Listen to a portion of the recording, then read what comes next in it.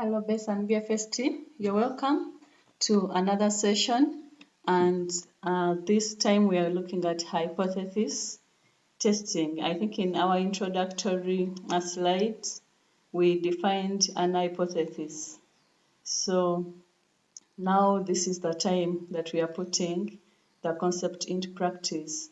So like I mentioned last time, that hypothesis testing is all about making a scientific guess or an information guess of what an outcome will be. So one of the greatest cornerstones in scientific method of an investigation, so hypothesis, are those statements that you're investigating. So it is a scientific method of investigation, and it is a clear statement of the problem through the formulation of hypotheses or the statements.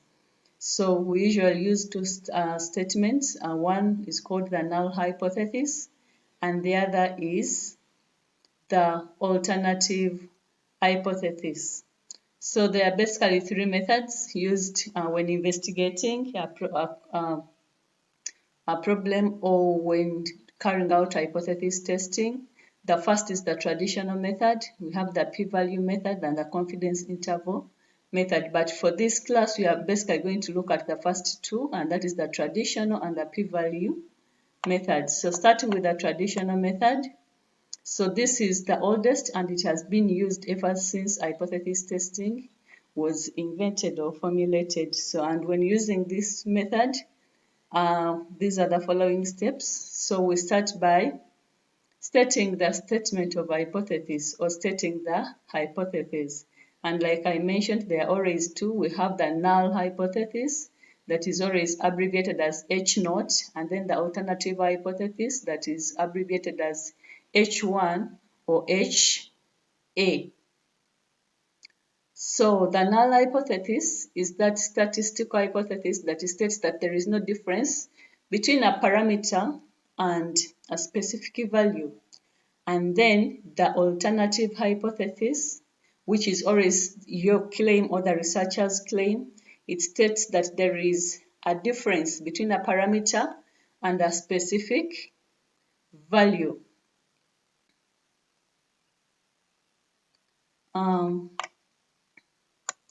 So we state our hypothesis or the null and alternative basing on the scenario of the research or the nature of the research question.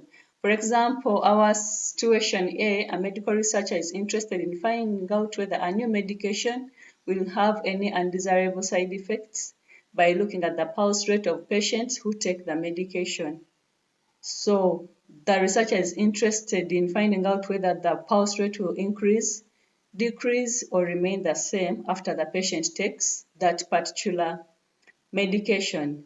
And from research, we know that the pulse rate or the mean pulse rate is 82 beats per minute. So therefore, stating her hypothesis, in other words, the null and alternative, the null hypothesis, since the researcher is claiming that the medication will have undesirable, will have side effects. So a side effect can be positive or negative.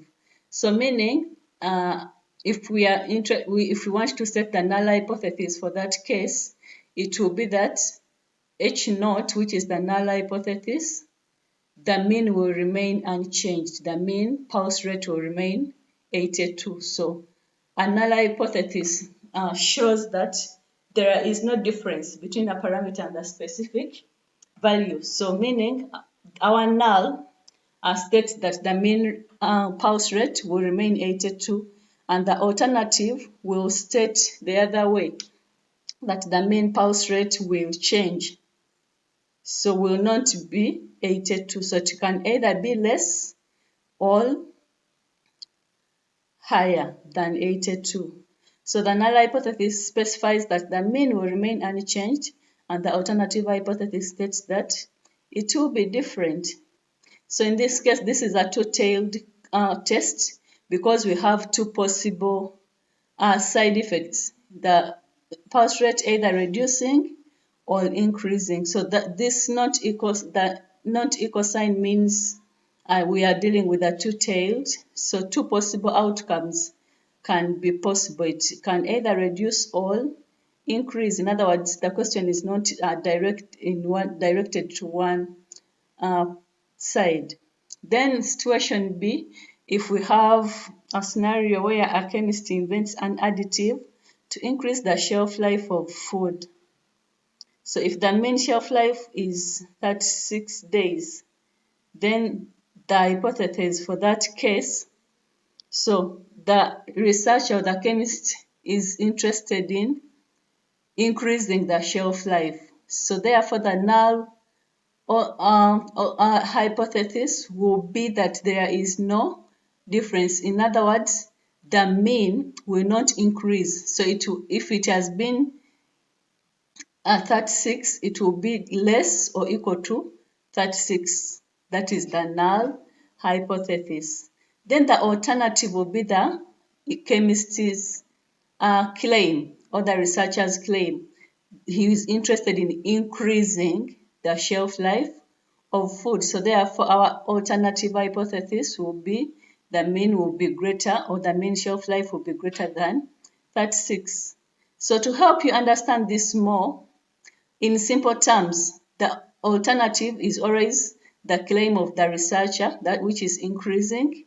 You can see the mean will be greater than. So the null is always the opposite of the alternative. So in this case, the chemist is only interested in increasing the food shelf life.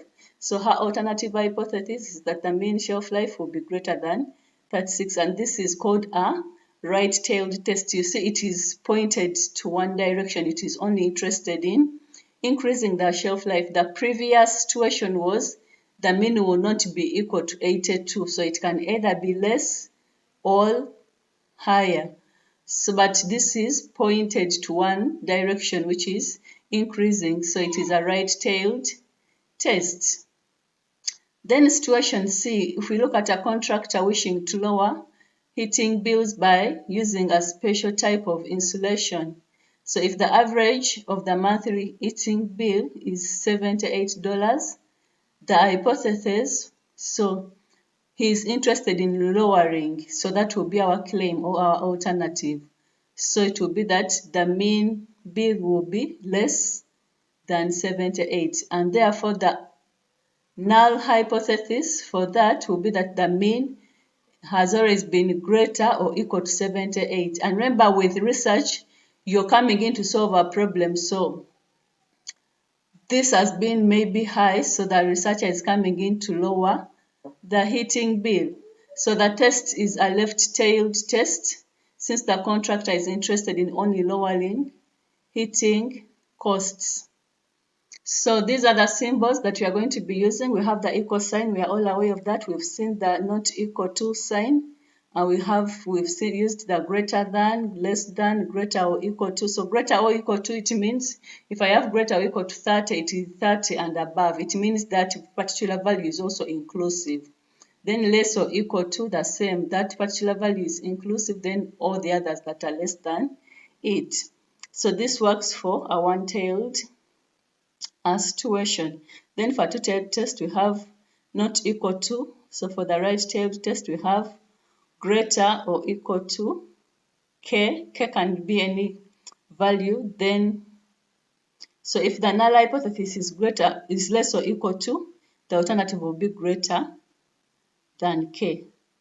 Then for the left-tailed test, like we've seen, then the null is always greater or equal to, and then the alternative will be less than k, where k is any specified number.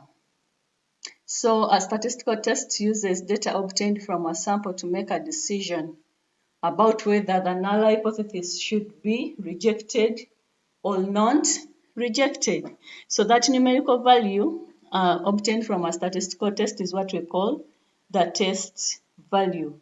So a sample mean is always computed and compared to the population mean. So after doing that, we then make a decision to either reject or do not reject the null hypothesis. Use a basing on the value obtained from the statistical test. If the difference is significant, the null hypothesis is always rejected.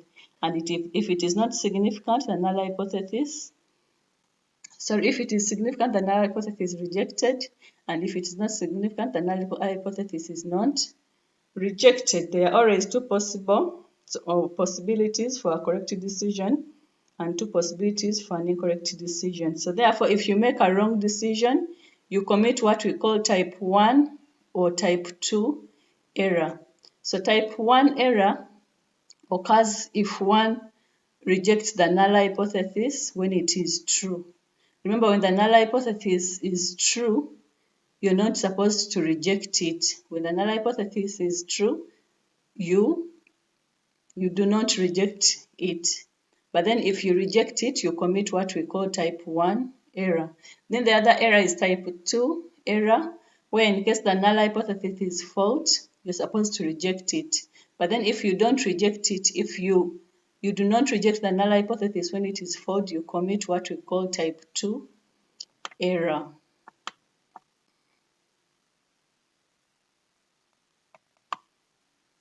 So the level of significance is the maximum probability of committing type 1 error. So we are not going to zero match on type 2 errors.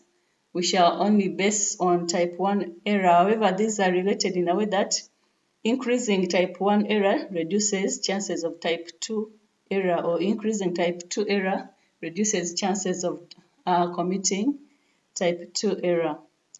And like I mentioned, that common confidence levels are always used, which are 95, 90, and 99. So, and the difference between 100 and the confidence level is always the error. So therefore, statisticians generally agree on using arbitrary significance levels. So these are the error levels. So for 90%, the error level will be 0.1. For 95%, it will be 0.05, and for 99%, it will be 0.01. So if the null hypothesis is rejected, the probability of a type 1 error will be either 10%, 5%, or 1%, depending on the significance level used. So after we choose a significance level, a critical value is selected from the table for the appropriate test. And for the mean, we always use a z-test, and this is consulted to find the critical value, which determines the non-critical region. So the critical region separates the critical value, or the critical value separates the critical region from the non-critical region.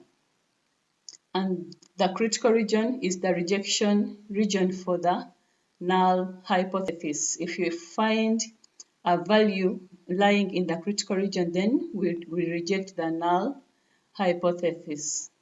So therefore, this is also known as the non-critical region, is known as the non-rejection region of the null hypothesis.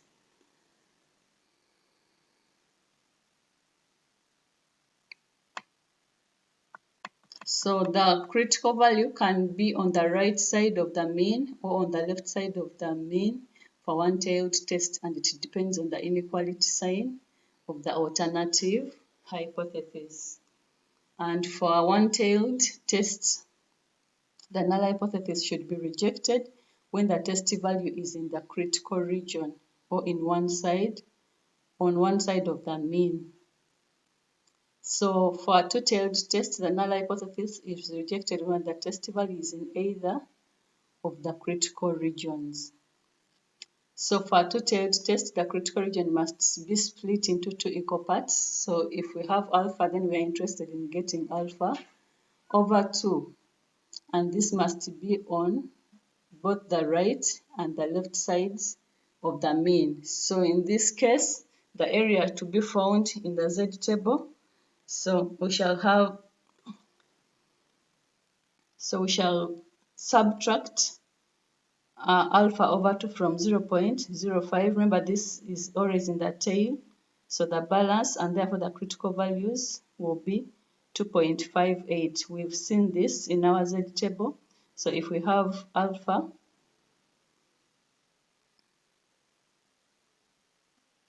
Now we can use the T table,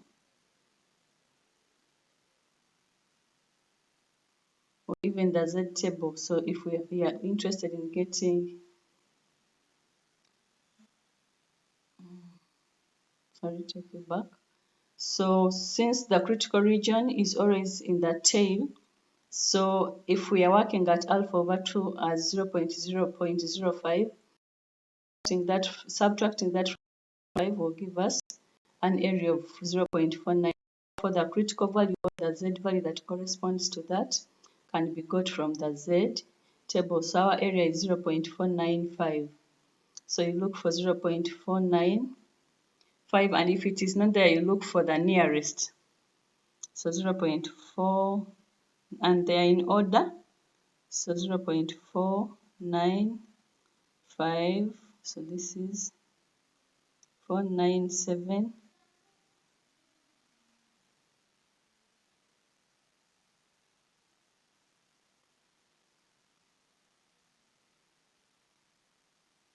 It is 0.4950.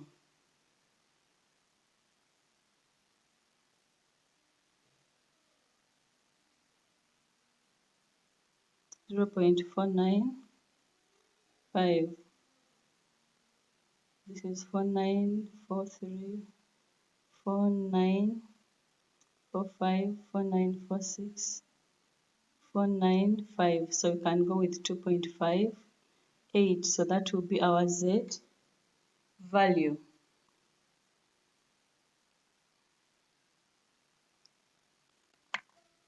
And it lies in both tails. So one of it will be positive and the other will be negative. So now we are going to look at the procedure for finding. Now remember, that is the test value. We are now interested in finding the critical value. So we always first draw the figure and indicate the appropriate area that we did in normal distributions. And then for one-tailed test, we subtract the area equivalent to alpha from 0.5. And for the two-tailed test, we subtract the area equivalent to alpha over 2 from 0.5, because this is in both regions. Then we look for the area in the Z table corresponding to the value obtained in step 2. And if the exact value cannot be found, we use the closest value. Then find the Z value that corresponds to the area, and this will be the critical value. So determine the sign of the critical value. And for one-tailed test, if the test is left-tailed, the critical value will be negative, and if the test is right-tailed, the critical value will be positive.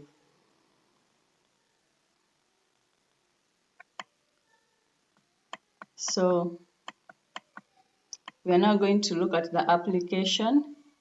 So the formula for getting the test value, which is the Z score, is the observed value minus the expected value, which is the mean, over the standard error. So the Z test, so this is our sample or observed value, the mean, over the standard error, that is standard deviation, over the root of the sample size. So the procedure for testing the hypothesis using the traditional method: you set the hypothesis and identify the claim, find the critical values from the appropriate table, compute the test value, make the decision to either reject or not reject the null hypothesis, then summarize your results. So we are going to look at an example that will make meaning from all that I've said. So a researcher reports that the average salary of junior agronomists is more than $42,000. A sample of junior agronomists has a mean salary of $260,000. At alpha of 0.05, test the claim that the junior agronomists earn more than $42,000 a year.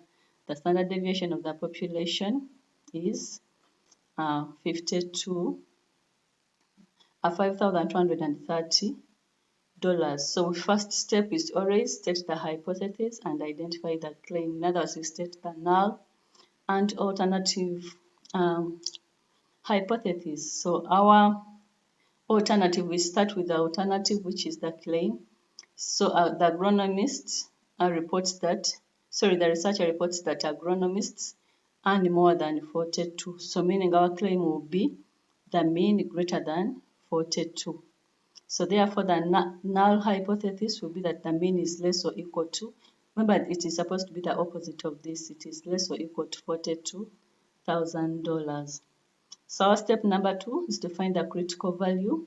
So we are working at alpha of 0.05 and the test is a right-tailed test. So therefore the Z value that corresponds to 0.05 can be got from our table. So 0.05, we are going to use our table. Remember that Z alpha, so 0.05.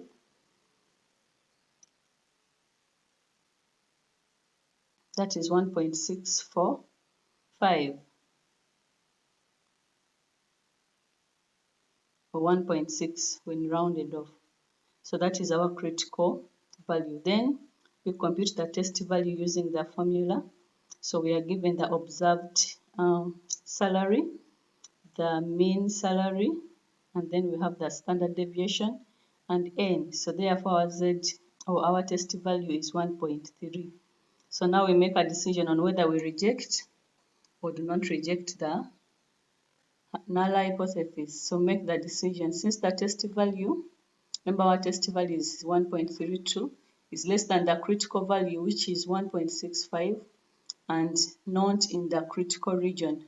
So now when we look at the diagram, our critical region, the test value marks the critical region. The critical value marks the critical region. So therefore our critical value was 1.65. So anything that is greater than 1, remember the researcher claims that they earn more than that. So anything that is more than 1.65 lies in the critical region, and anything that lies here, we reject the null hypothesis. But our test value came out less, it is not in the critical region. So therefore, we do not reject the null hypothesis. And the null hypothesis said that agronomists earn less or equal, $42,000. So after that, we summarize the results, and there is not enough evidence to support the claim that junior agronomists earn more than $42,000.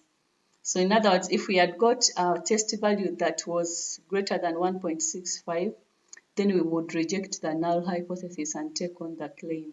But then what we've got is less than 1.65, is less than the critical value. So therefore maybe the sample that he did and had more than 42, it was by chance, but then there is no clear evidence or enough evidence. So that is it with the traditional method. Then we have the p-value method, and you're free to use any method. So the p-value or probability value is the probability of getting a sample statistic in the direction of the alternative hypothesis when the null is true. So the p-values of the z-test can be found still using the z-table. So here we first find the area under the normal distribution curve corresponding to the z value, and then subtract it from 0.5. Remember that critical region is always in the tail, that's why we are subtracting from 0.5. And now to get the p-value for the two-tailed test, we double the area after subtracting. So decision rule, how do you make a decision when you've used the p-value method? If you get a p-value that is less than alpha, you reject the null hypothesis. And if the p-value is greater than alpha, you do not reject the null hypothesis.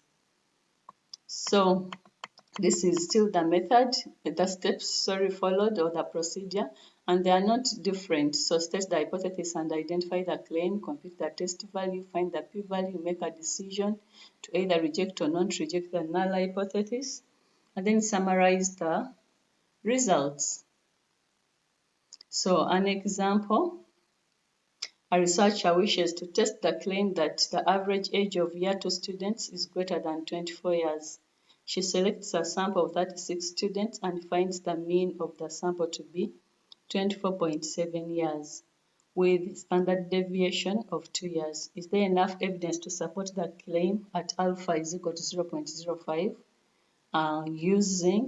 We are supposed to use the p-value method. So we start by stating the hypothesis.